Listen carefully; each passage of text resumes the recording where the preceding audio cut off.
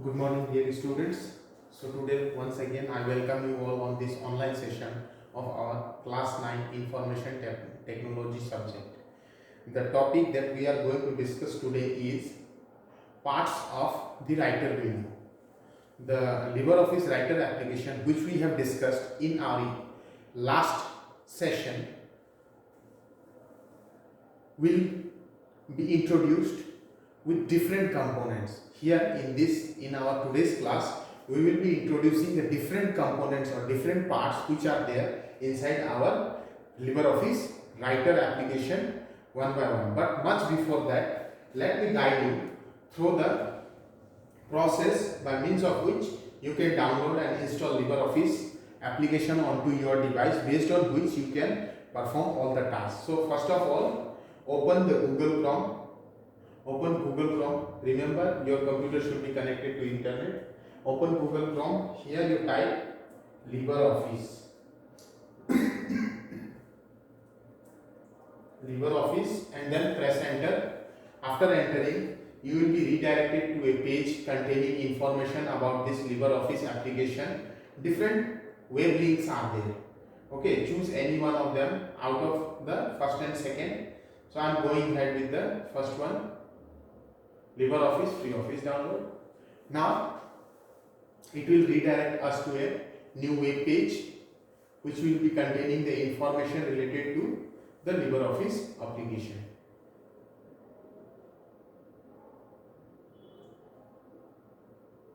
So it has redirected us to a new page, LibreOffice. Fine. Now here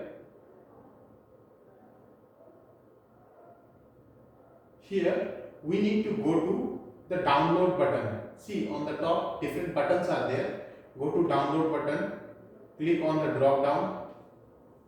You will again get a list of links from where, and a list of links containing the exe file or executable files for different kind of operating system, Windows operating system, Linux operating system, Ubuntu operating system, all of them. So from there we need to select a kind of operating system.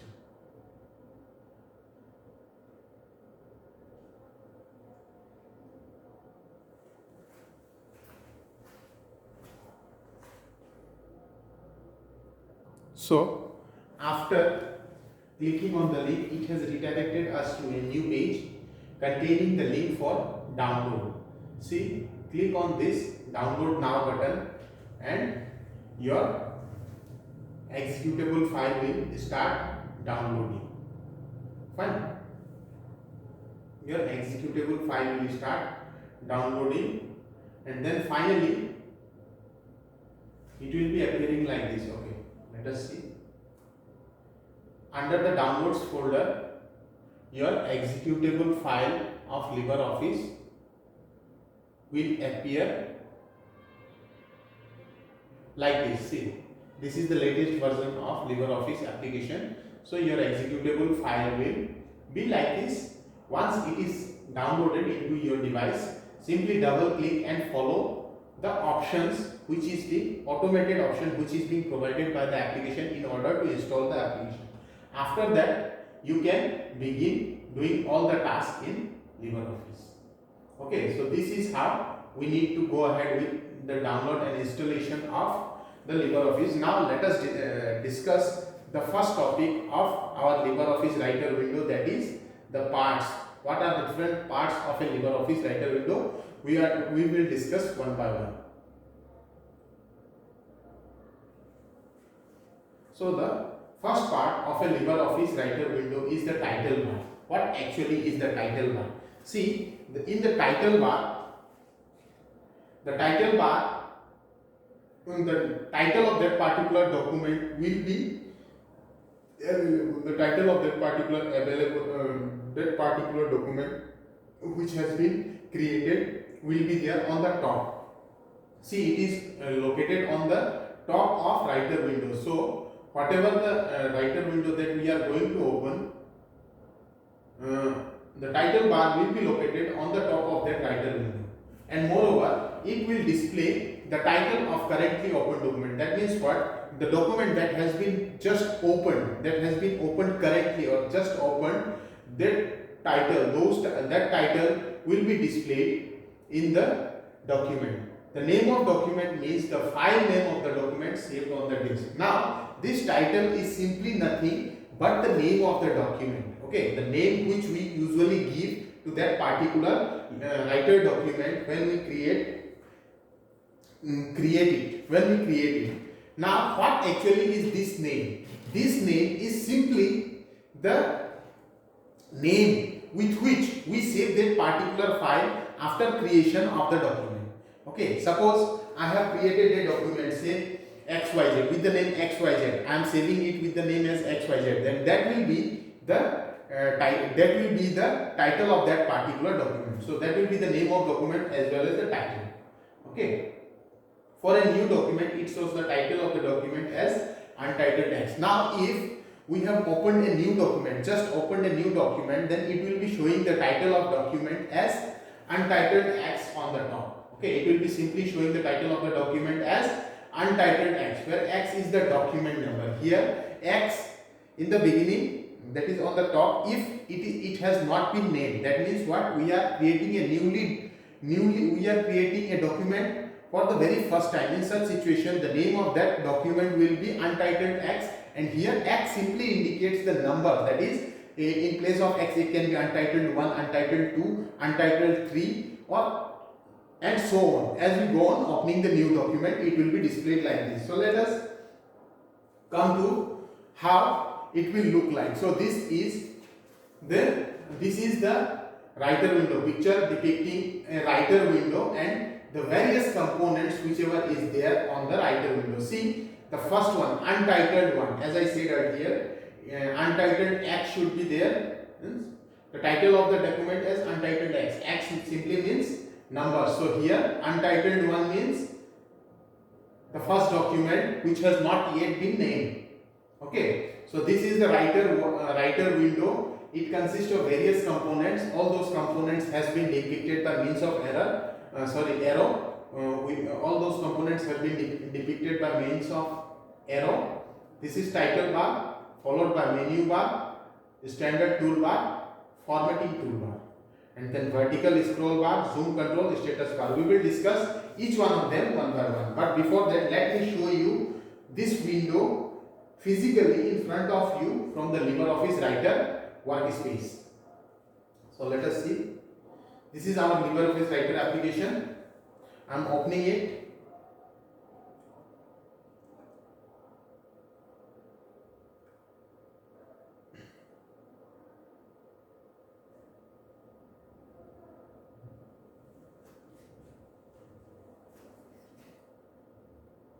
We will take each topic one by one and then discuss. See,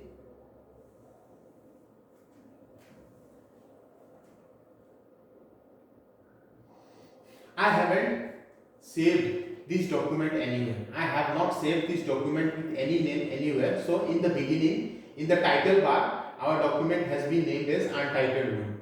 Are you able to visualize? Are you able to correlate? So here, this is the title bar, which contains the information about the name of the document. Here, since we have not named it, so it is depicting untitled.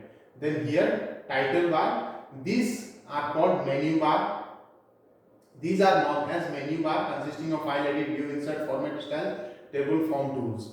Then followed by this area. This is known as, okay, so all those things we will discuss one by one. First of all, title bar. Remember, this one is the title bar.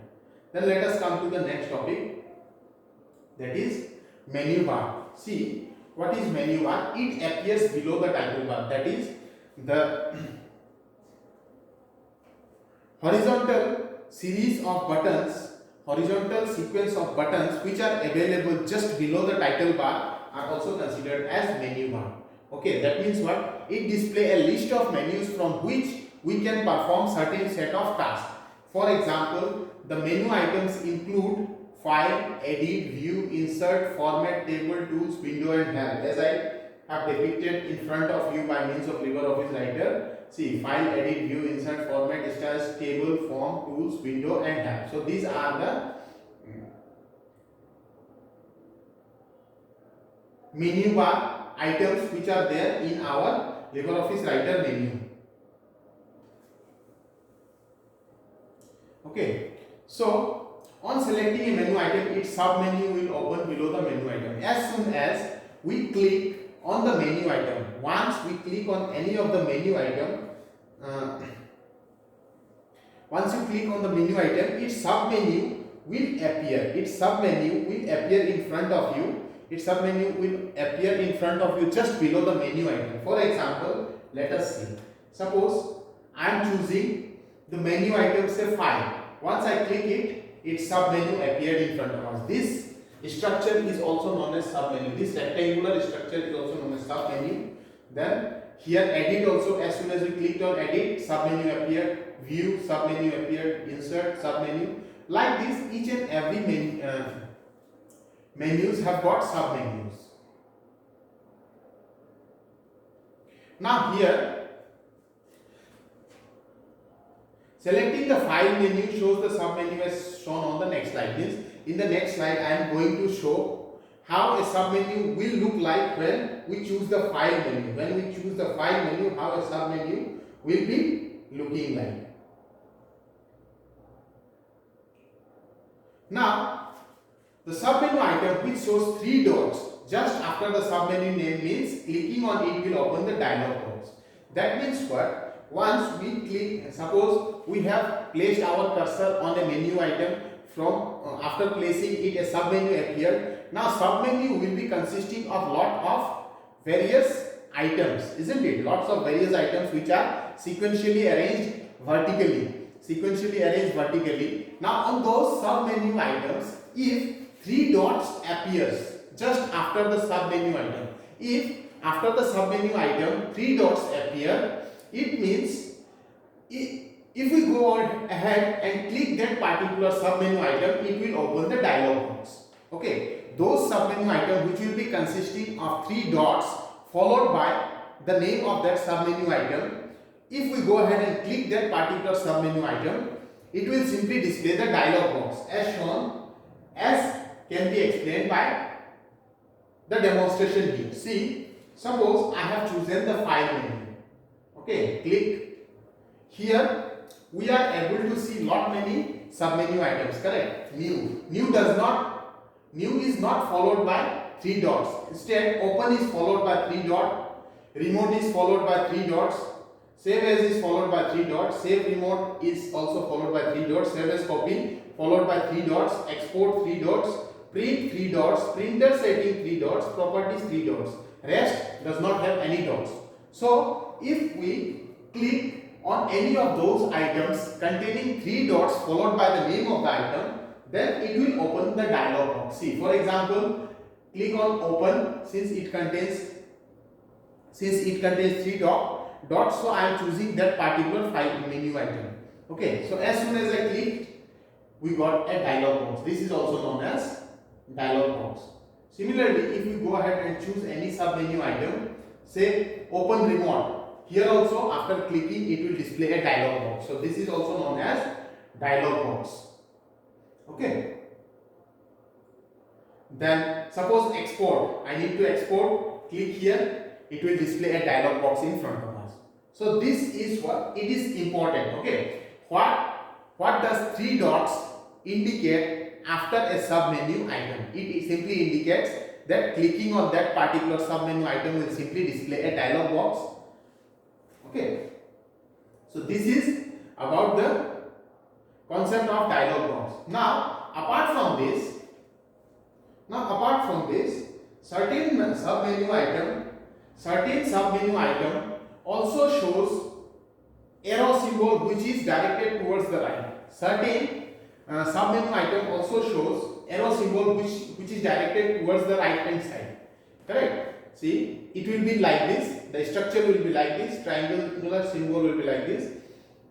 It means clicking on it will open another sub menu. Means whenever we go ahead and click on that arrow, it will simply open another sub menu.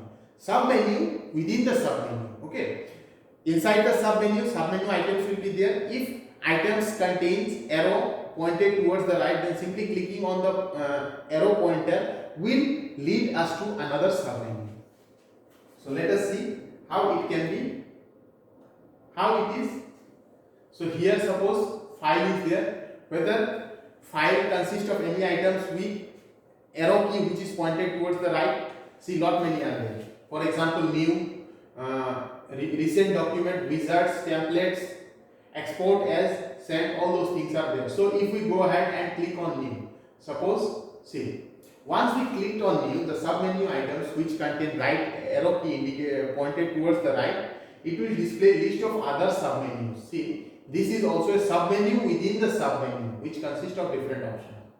Similarly, recent document, see, submenu within the submenu, wizards, submenu within the submenu, this is known as submenu within the submenu, templates, submenu within submenu, then export as, send, and finally digital signatures.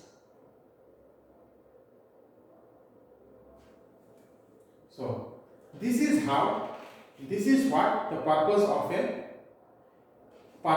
an arrow pointed toward the right in a submenu item indicates. Okay, so this is the second part of the writer window. Now let us come to the third part.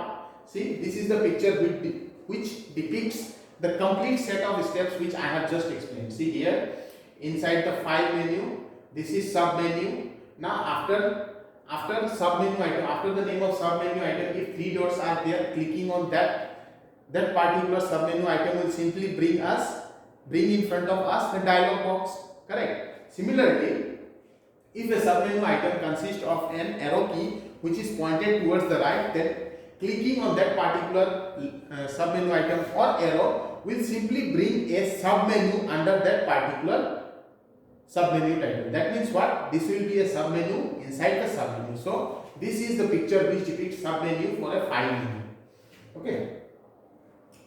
Now let us come to the third topic, that is toolbar. Now let us come to the third part of the writer window, that is toolbar. What actually is a toolbar? It appears just below the menu bar. Below the menu bar, there is a horizontal bar which is also called toolbar. Okay. By default, a standard toolbar and formatting toolbar will appear. Means by default there are two toolbars which are present inside the category of toolbar. First one is standard, second one is the formatting toolbar. Okay. So let us see what is this toolbar. This is our writer window. This is title bar. This is menu bar. This horizontal strip is also known as toolbar, consisting of this, beginning from this and ending up to this location. Okay. So this is toolbar. Now what happens? By default, the standard two types of toolbars are there: standard toolbar and the formatting toolbar. The other toolbars can be activated by clicking on the view menu and selecting the toolbars of submenu.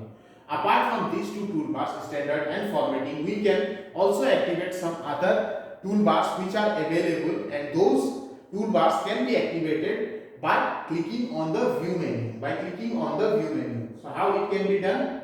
And selecting toolbars, clicking on the view menu and selecting toolbars of the submenu. So this is standard toolbar and this is formatting toolbar. Now what I will do, I need to activate some new toolbars. Then clicking on the view button. See what was there? View menu and selecting the toolbars of submenu.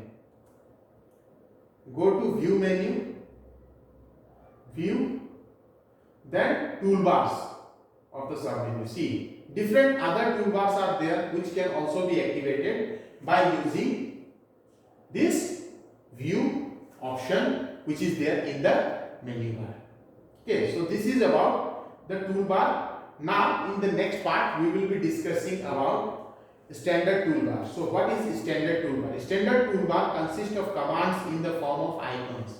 See, whatever the instructions that has to be supplied to our document, to our textual content in a writer window, those commands can be provided by means of icons which are available in the standard toolbar. Means standard toolbar consists of a set of icons by means of which we need to provide commands to the text. which we are going to enter. So this is standard toolbar. See, these are icons by means of which we are going to give command to perform designated task. Okay, so this is about standard toolbar.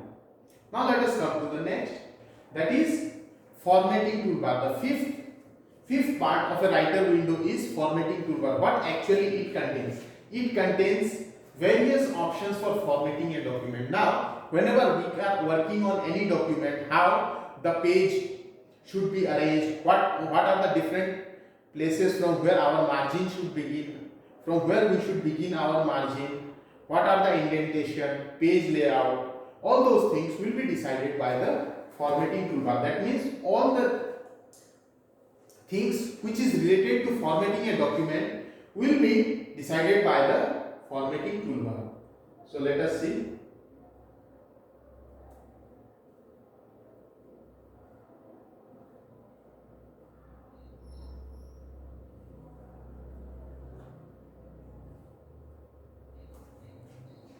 Formatting toolbar. See, this is formatting toolbar. Default paragraph style, then update selected style, liberation serif, how much point, bold, italic, underline, prefix, suffix, everything can be placed. Alignment of our text, left alignment, center alignment, right alignment, justify, all those things, toggle bulleted list, all those things comes under the category of formatting toolbar. Fine.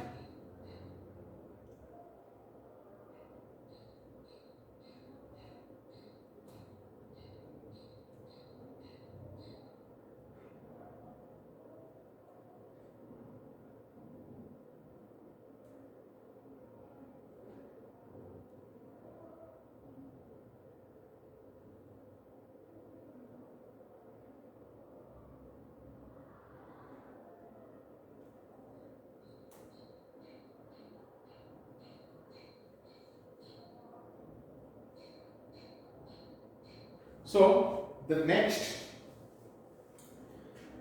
component of our LibreOffice Writer workspace is status bar. It is positioned at the left bottom of the writer window and displays the number of pages, words, the language used, zoom in, etc. It is located at the bottom of the workspace. Means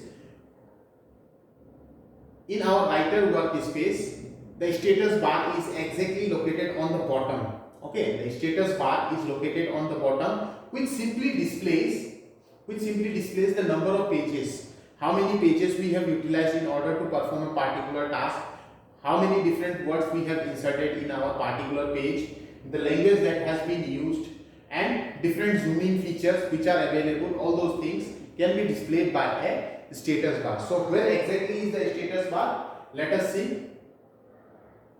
See, this is the status bar. Are you able to visualize? Are you able to correlate? See, here since we are working on the page 1 of our document, so it has been displayed page 1, and we have not utilized even a single word or single character, so 0 word, 0 character, followed by type of page, that is default page style has been selected, and then language has been chosen as English, and finally here see standard selection, no modification, then zooming features. These are the single page view, multiple page view of different options. If we need to view the page singly, then first option has been selected. If two pages need to be chosen in such a way that they should look together, then this view need to be chosen. Then book view, if we would like to see our document in the form of a book, then click this option, followed by this zooming. So it is known as, this particular area is also known as status bar. It simply displays the status of our task that has been performed. Okay, that means what is the page which we are using, how many text or characters we have inserted, what is the language used, zooming feature, then whether we need to arrange our document in a single page or two pages needs to be aligned together or in the form of books. All those things will be displayed in the status bar. Okay, then scroll button and the scroll bar. What is scroll button? Let us see.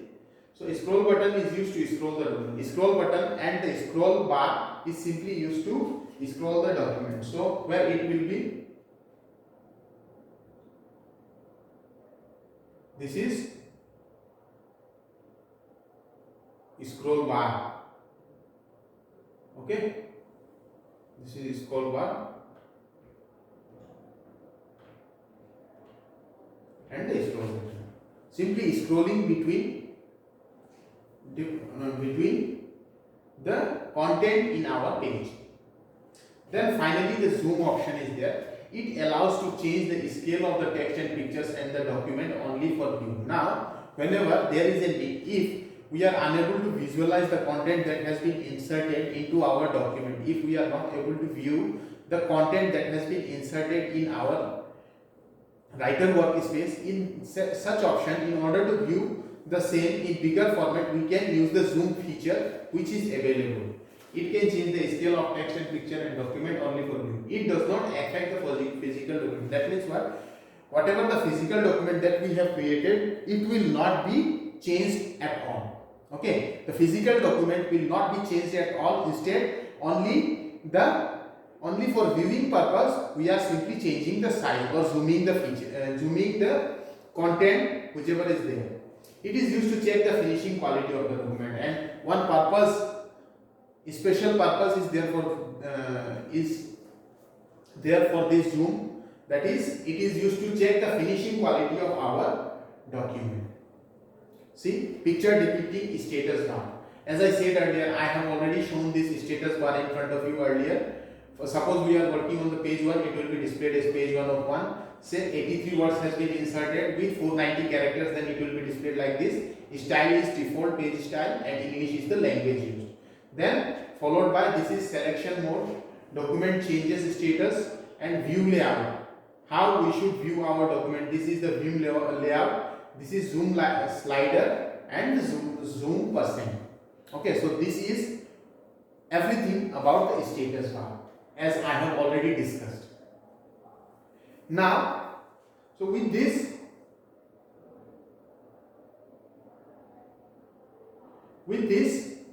our different component of LibreOffice Writer workspace got over. Okay, different component of our LibreOffice Writer workspace got over. Now we will concentrate our discussion to two types of key which is there available on the keyboard. What are their purposes in case of our word processing application? Whenever we are going ahead with any of the word processing application, what are the applications of those keys in that word processing using LibreOffice Writer, MS Office, Word, or any other writer application? So first one is home key. Pressing the home key will jump to the beginning of the line. See, our computer is equipped with a home key as well as end key. Two types of keys are there apart from other numeric key, alphanumeric key, special character key. These two keys are also there, home key and end key. Pressing the home key will jump to the beginning of the line. Whenever we are going to insert any document, simply pressing the home key will bring our cursor to exactly the beginning of the line that we have inserted, the textual content that we have inserted by means of line. Home key will simply bring our cursor to the beginning of that particular line. Similarly, end key, pressing the end key will jump to the end of the line. If there is a need for jumping to the bottom or the end of that particular line, in such situation we need to press the end key. When these press keys, now apart from this, these are the direct usage of home key and end key. If we go ahead and use this set of keys with a combination of control key, then what may happen? Let us see.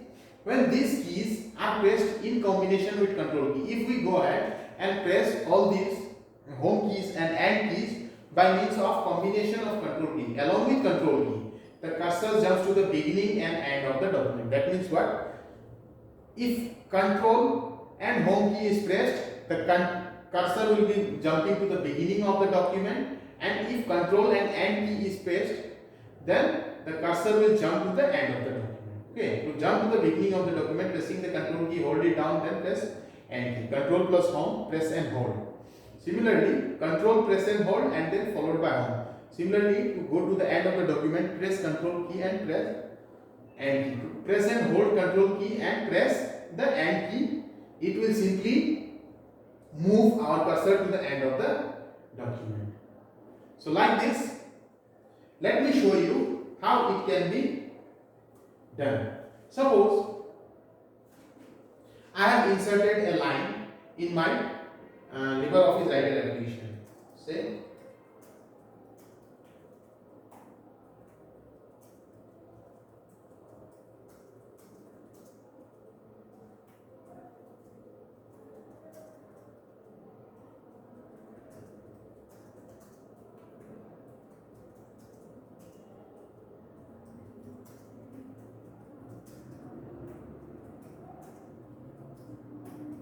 okay, suppose I have inserted a line, say this one. The tools and techniques available to the cyber forensic analyst are the product of market driven private sector. Now we will go ahead with home key and hand key. So first of all, we are pressing the home key. What it will do, let us see. See, pressing the home key. Suppose this is the beginning of this is the line. First line is this one, second line is this one. Now I have placed my cursor at the bottom, at the last of our line, on the extreme right of our line. Now pressing the home key will simply bring the cursor to the beginning of the line.